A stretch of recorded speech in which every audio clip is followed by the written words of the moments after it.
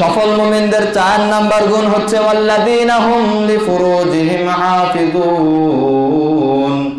আল্লাহ তাআলা বলেন সফল মুমিনদের 4 নাম্বার গুণ হচ্ছে তারা নিজেদের লজ্জাস্থানের হেফাজত করবে। কার কথা? আল্লাহর কথা। তারা নিজেদের লজ্জাস্থানের হেফাজত করবে। এই জন্য আল্লাহ তাআলা কোরআনুল কারীমের মধ্যে বলেন কুল লিল মুমিনিনা ইয়াগুদ্দু মিন আবসারিহিম ওয়া ইয়াহফাযু ফুরুজাহুম। আল্লাহ তাআলা বলেন নবী মুমিন পুরুষদেরকে বলুন ইয়াগুদ্দু মিন আবসারিহিম, তারা যেন তাদের দৃষ্টিকে সংযত করে, ওয়া ইয়াহফাযু ফুরুজাহুম, এবং তাদের লজ্জাস্থানের হেফাজত করে। কার কথা? তেমনি মুমিনা নারীদের ব্যাপারে আল্লাহ পরের আয়াতে বলেন ও নবী মুমিনা নারীদেরকেও বলুন তারা যেন তাদের দৃষ্টিকে সংযত রাখে আর তাদের লজ্জাস্থানের হেফাজত করে। তাহলে পুরুষদেরকে যেমন বলেছেন চোখকে অবনত রাখতে হবে, লজ্জাস্থানের হেফাজত করতে হবে, তেমনি নারীদেরকেও একই কথা বলেছেন। এই জন্য বেগানা নারীর দিকে তাকানো যাবে না, বেগানা মহিলাদের দিকে তাকানো যাবে না। কারণ হযরতে আলী রাদিয়াল্লাহু আনহু একবার রাসূল বলেন লা তাত্তাবিউন নাযরাতান নাযরাতা ফাইন্না লাকাল উলা ওয়া লাইসাত লাকাল আখিরা। হে আলী, কোন বেগানা নারীর দিকে যদি দৃষ্টি পড়ে যায় সাথে সাথে দৃষ্টি ফিরিয়ে নাও, কারণ প্রথম দৃষ্টি তোমার, দ্বিতীয় দৃষ্টি তোমার নয়, দ্বিতীয় দৃষ্টি শয়তানের।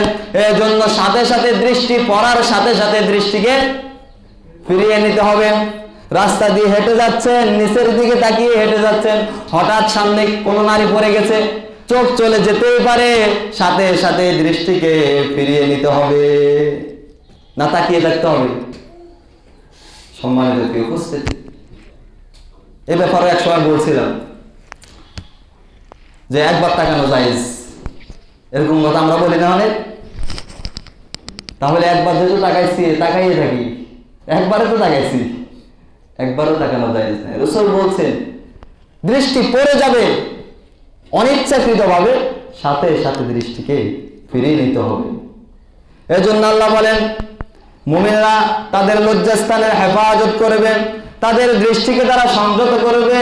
কিন্তু আজকের সমাজ শুধু তো দৃষ্টি আর লজ্জাস্থানের হেফাজত কোনোটাই নাই, এমন পরিস্থিতির মধ্যে আমরা আজকে বসবাস করছি। এমন সমাজ আমাদের সামনে আজকে, এমন সমাজের মধ্যে আমরা চলছি যে সমাজের মধ্যে আজকে ঈমান টিকিয়ে রাখাই বড় দায়, আর সকল মুমিন তো অনেক দূরের কথা। আজকে জিনা, ব্যভিচার, অন্যায়, অবিচার, অশ্লীলতা এতটাই বেড়ে গিয়েছে, এতটাই বেড়ে গিয়েছে। গত 2-3 দিন আগে একটা নিউজ ব্যাপকভাবে ভাইরাল হয়েছে, হয়তো অনেকেই দেখেছেন, ফেসবুকে অনেক ছড়াছড়ি হয়েছে। ময়মনসিংহ মেডিকেলের সামনে একটা প্রসব হওয়া শিশু সন্তান একটা কুকুরের গালে, কুকুর কামড়ে তাকে নিয়ে যাচ্ছে। পৃথিবীর সর্বশ্রেষ্ঠ মাখলুকাত, আশরাফুল মাখলুকাত, কুনতু খায়রা উম্মাত, সেই ব্যক্তি আজকে কুকুরের গালে, কুকুর কামড়ে কামড়ে তাকে খাচ্ছে। কেন হচ্ছে এগুলো? কি অপরাধ ছিল তাদের?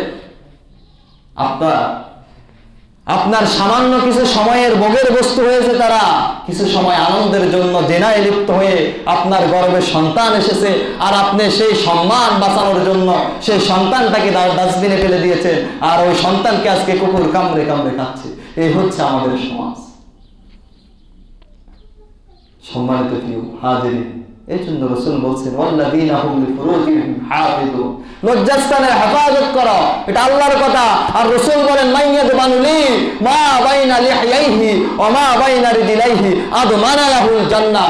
রাসূল বলেন যে ব্যক্তি দুই সোয়ালের মাঝে তার জিহ্বাকে হেফাজতের জামিনদার হয়ে যাবে, দুই উরুর মাঝখানে তার লজ্জাস্থানের হেফাজতের জামিনদার হয়ে যাবে, আমি রাসূল ঘোষণা দিচ্ছি আদমানা লাহুল জান্নাহ, আমি রাসূল তার জন্য জান্নাতের জামিনদার হয়ে যাব। যে ব্যক্তি এই জিহ্বার হেফাজত করবে, এই জিহ্বা দিয়ে সে খারাপ কথা বলবে না, মিথ্যা কথা বলবে না, ফাহিশা কথা বলবে না, এই মুখ দিয়ে সে মদ খাবে না, এই মুখ দিয়ে সে বিড়ি সিগারেট হারাম বস্তু ভক্ষণ করবে না।